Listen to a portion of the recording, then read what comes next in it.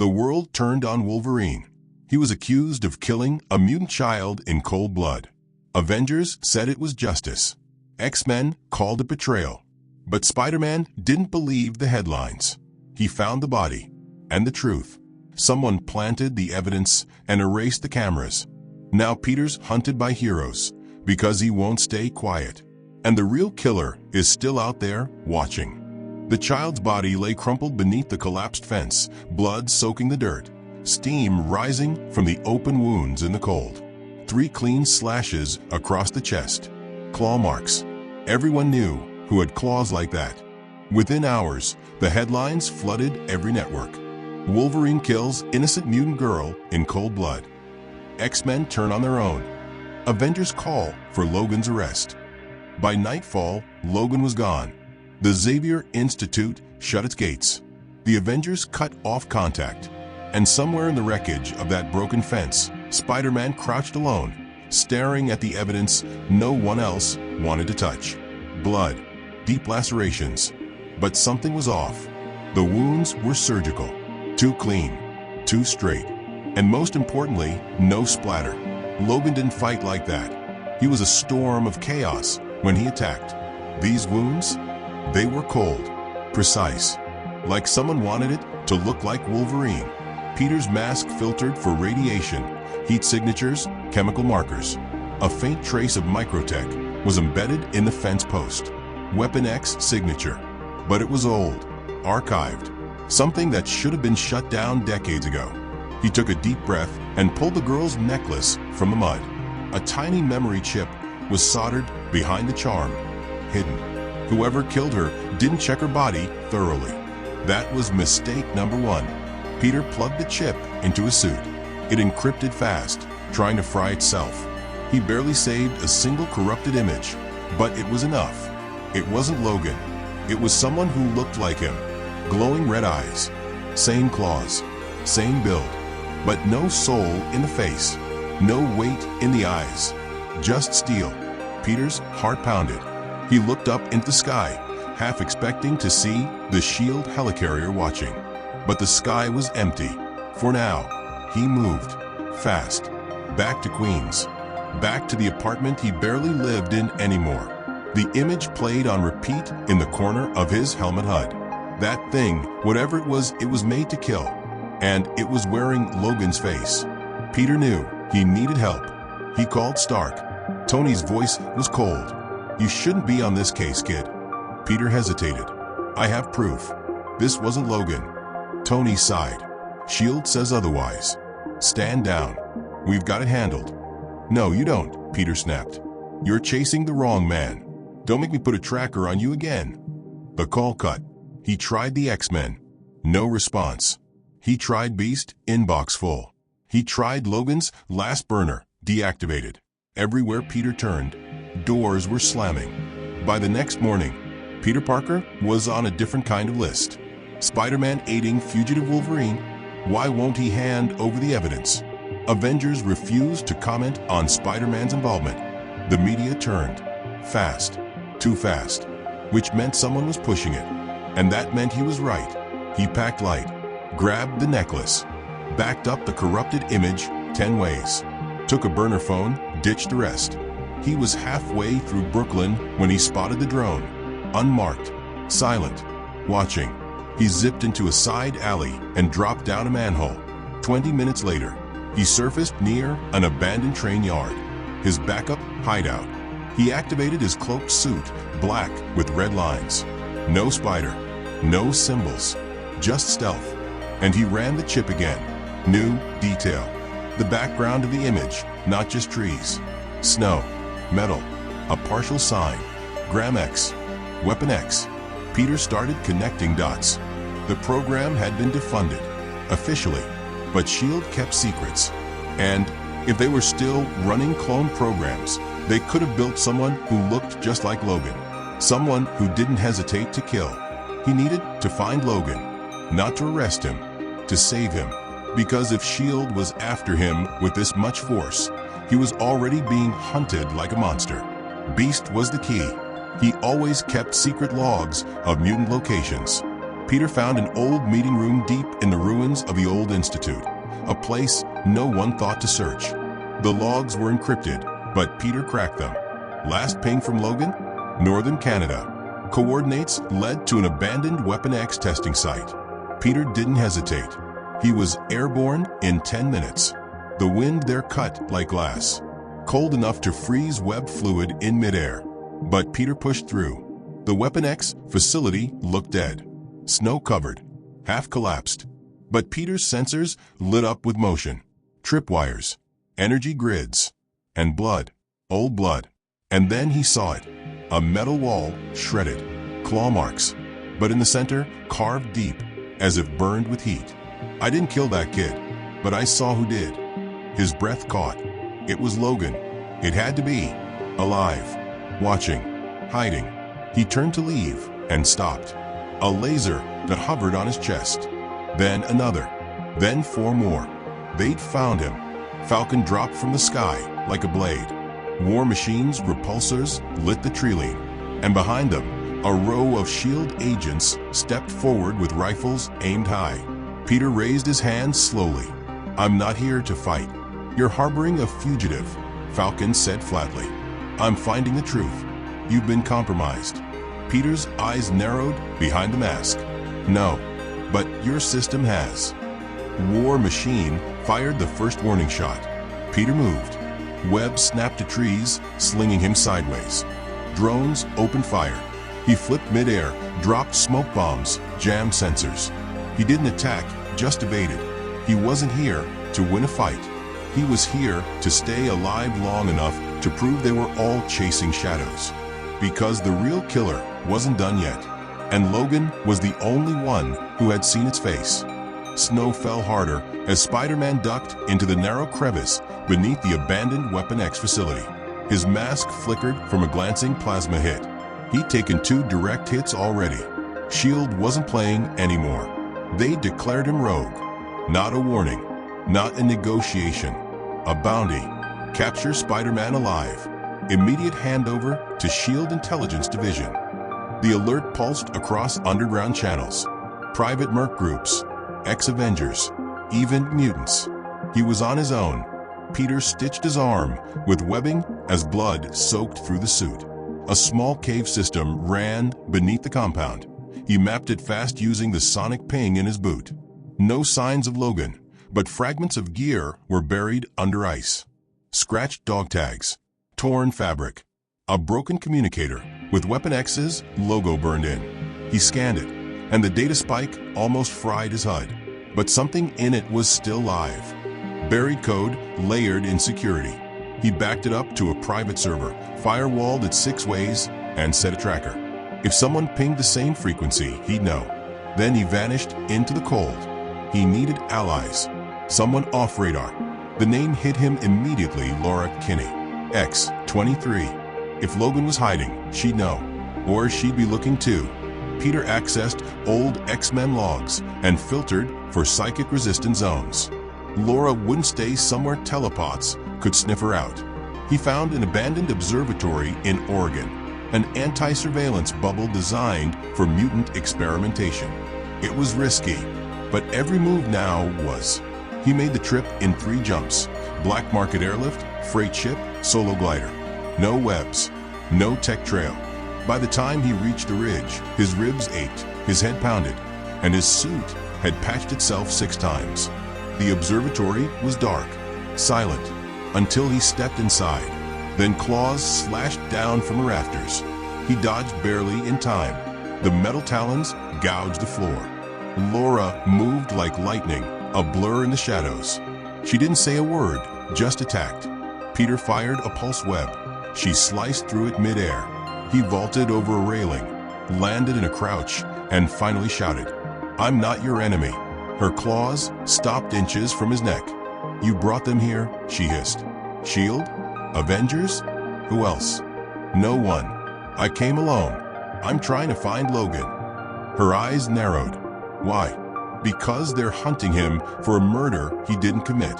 And I have proof." She stepped back. He showed her the corrupted image, the red-eyed clone, the child's necklace, the hidden message in the wall. Laura's breathing changed. She knew. She whispered, "They made a new one." "Who did?" "Blackguard. The last Weapon X Splinter Cell. Off the books. Off grid. They couldn't control Logan, so they built something worse." Peter's blood ran cold. Where is he? No one knows. They call him Phantom Claw. No scent, no voice, no soul, just programming. Laura moved fast, pulling files from an old drive she'd stolen. She showed Peter photos, grainy, blurred, but terrifying. Logan's face in a hospital, a destroyed lab, a child crying blood. Every image had one thing in common. Phantom Claw was always watching. Peter connected the communicator he'd found, and the ping came in, live. Someone else was accessing the buried Weapon X code from inside a government server in Chicago. Laura looked at him. "You want to stop this thing?" Peter nodded. "Then we burn it down." They moved at night, hit an encrypted transport tunnel, slipped inside disguised as tech engineers. No violence, just silence, until they reached the base. And then all hell broke loose. S.H.I.E.L.D. had upgraded security since Peter last hacked in. But not enough. He slipped past the retina scanners. Laura jammed the heartbeat monitors. Together, they reached the sublevels. And there it was. Project Phantom Claw. Not just a clone. A fleet. Rows of cryotubes. Half-filled. Some cracked open. DNA strands from Logan's blood. Harvested without consent during a past mission. Mixed with synthetics. Rewritten to obey commands. Peter stared at the control logs. One unit was active. Last seen 24 hours ago. Mission directive. Eliminate the witness. Frame the original. The mutant child had been the witness. Peter's jaw tightened. They weren't just framing Logan. They were deleting everything, one victim at a time. Laura's voice cut through the silence. "We're not alone." Footsteps above. "S.H.I.E.L.D.? No. Too quiet. Too calculated." Then the lights exploded. From the ceiling, something dropped, tall, armored, blood-stained. Adamantium claws. Black visor. Red veins in its chest pulsing like magma. Phantom Claw. It moved before Peter could blink. Webs fired. The clone sliced them midair. Laura lunged, snarling. Claws met claws, sparks flying. But Phantom was faster. Stronger. Brutal. Peter joined in, striking low, flipping, redirecting the beast into cryotubes. But Phantom didn't flinch. It just kept moving. Not angry. Just focused. It slammed Peter through a console. Laura screamed as she was pinned to a wall. Phantom raised his claws. Peter fired an EMP at full blast. The clone spasmed, systems glitching, but only for a second. Long enough. Laura stabbed deep into its side. Not to kill, but to tag it with a tracker. The clone roared. Something in its face twisted, like recognition. Then it vanished in a burst of smoke. Gone. Peter crawled to his feet, coughing. The room burned around them. Systems failing. Clones melting in cryotubes. Laura grabbed his shoulder. "You saw it now. The face. That's what they're hunting Logan for. And the world thinks that's him." Peter pulled out the drive. "Not for long. I've got everything we need to expose this." But as they turned to leave, the base shook. Explosives. Someone had triggered the failsafe. Laura growled. They'd rather burn the truth than face it. Peter kicked open a service tunnel. Flames chased them out. They barely made it to the river before the facility exploded behind them. Everything inside reduced to ash. Except one thing. The tracker on Phantom Claw was still active. Peter stared at it. Location, New York City. His home. His people. And Phantom Claw was heading straight there. The moment Peter touched down on a rooftop in Queens, he knew. The city felt different. Too quiet. No sirens. No kids shouting. No subway rumble. Just a pressure in the air, like something massive had sunk its claws into the skyline and was waiting. He checked the tracker. Phantom Claw had landed. Not just anywhere. Midtown. 10 blocks from the old Oscorp building. 4 blocks from the Daily Bugle. Right inside the heart of Spider-Man's life. Peter moved fast, weaving through alleys, swinging over frozen rooftops, eyes scanning for anything that looked out of place. He found it on 47th. An entire block had gone dark. Power out. Phones dead. Not even backup generators humming. That wasn't coincidence. It was a kill zone. He dropped into the shadows, sensors active. No movement. No signals. But the scent of blood crept through the vents. A civilian staggered out of a building. A maintenance worker. Clothes torn. Face pale. He collapsed near a fire escape. Peter rushed to him. What happened? The man's eyes fluttered open. Claw's red eyes wasn't human. He passed out. Peter dragged him to safety, then slipped inside the dark building. 10 stories. Office complex. Empty, but not abandoned. Web fluid hissed from his wrists as he made tripwires, sensors, escape lines. Every step deeper felt colder. Not physically, psychologically. The Phantom had already been here. He reached the main lobby and froze. The walls were carved, not written. Carved. The original will fall. The masked one hides the lie. One will die.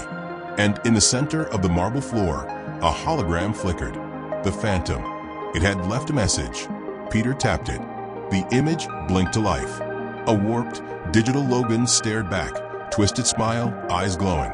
Hello, Spider-Man. Thank you for chasing me. Thank you for proving I'm better than the original. When I end you in front of the world, they'll forget the name Wolverine and remember only mine. The hologram self-destructed. Peter bolted out of the building. He wasn't going to play catch-up again. He needed to flip the narrative. He went live, broadcasted from his private encrypted line, one used only for emergency truth drops. Every journalist, independent investigator, and ex-hero with a conscience got the feed. This is Spider-Man. If you're watching this, you've been lied to. He uploaded the Phantom's hologram, the Weapon X files, the memory chip from the mutant child, the destroyed SHIELD lab. And then he said it clear. Wolverine didn't kill that girl. A clone did. One they created. And it's here. In New York. The internet exploded in seconds. Comments. Reactions. Fear. Then came the Avengers. Not all of them. Just the ones who didn't like loose ends. Falcon. War Machine. Moon Knight. They intercepted Peter near Times Square. Turn off the feed, Falcon said. It's already everywhere, Peter replied. Moon Knight stepped forward, silent. His fists clenched. You brought a killer to the city, War Machine growled. No, you did, Peter snapped. By refusing to listen. By trusting the system instead of the man. That's when the clone struck. Not with subtlety, with fury. It dropped from the sky like a meteor, slammed into War Machine mid-sentence, tore through his shoulder plate, and sent him crashing into a bus. Falcon launched into the air, wings flashing, but the Phantom caught him mid-flight, twisted the wing joint, and slammed him to the pavement. Moon Knight attacked with blades and precision, but Phantom Claw fought like a ghost. Adaptive, brutal. He didn't speak, just attacked. Peter joined in, webs flying, ducking claws, dragging civilians out of the way. He couldn't hold back. Not now. Every punch counted. Every second mattered. He struck the Phantom with a magnetic burst. It staggered, glitching for a moment. But then its claws extended again longer. Hotter. Upgraded. Phantom roared, and the sound wasn't mechanical anymore. It was human. And behind that voice, Peter heard something terrifying. Pain. Deep buried pain. The clone wasn't just a copy. It was aware. And it hated what it was. Peter shouted, "You're not him. You're not Logan. You don't have to be this." But the Phantom slammed him into a billboard, shattering it. Peter crashed to the ground, suit flickering, ribs cracked. Phantom Claw stood over him, claws raised. The kill blow. And then it stopped. Because someone else had arrived. The streetlights shattered. The air got heavier. And from the alley, Logan walked out. Not running. Not hiding. Ready. The real Wolverine. The city froze. Even Phantom did. And for the first time, the clone spoke aloud. A broken voice. Not robotic. Not human. You left me. Logan didn't flinch. You were never meant to be. They used my blood, my rage, but they didn't give you the part that matters. What part? Logan's claws slid out. Control. Phantom screamed and charged. Logan met him halfway. The two collided like titans. Steel clashed. Sparks flew. Blood sprayed. It wasn't a clean fight. It was animal, brutal, savage. Peter crawled to his feet, breathing hard. The crowd around them had grown. Phones out. Streams live. The world was watching, and it was seeing the truth. Phantom drove Logan through a bus. Logan stabbed into the clone's shoulder, twisted. Phantom howled. Peter webbed its legs, slammed him back, buying Logan breathing room. You want to be better than me? Logan snarled. Then don't kill. Phantom froze again, shaking. Blade still extended. Then it whispered, I don't know how. Peter stepped forward, bleeding. Then let us help. But before anyone could reach it, Phantom turned the claws on itself and ended it. Silence fell across the street. No one spoke. No one moved. Not even Logan. The clone fell, smoking, still. Logan stood over him, eyes hollow. That's what they do. Build weapons. Break them. Leave them behind. Peter nodded. Not anymore. Cameras were everywhere. The world had seen enough. Wolverine wasn't the killer. He was the victim of a lie. And the clone was proof of what happened when power got desperate. The Avengers stepped back. No more arguments.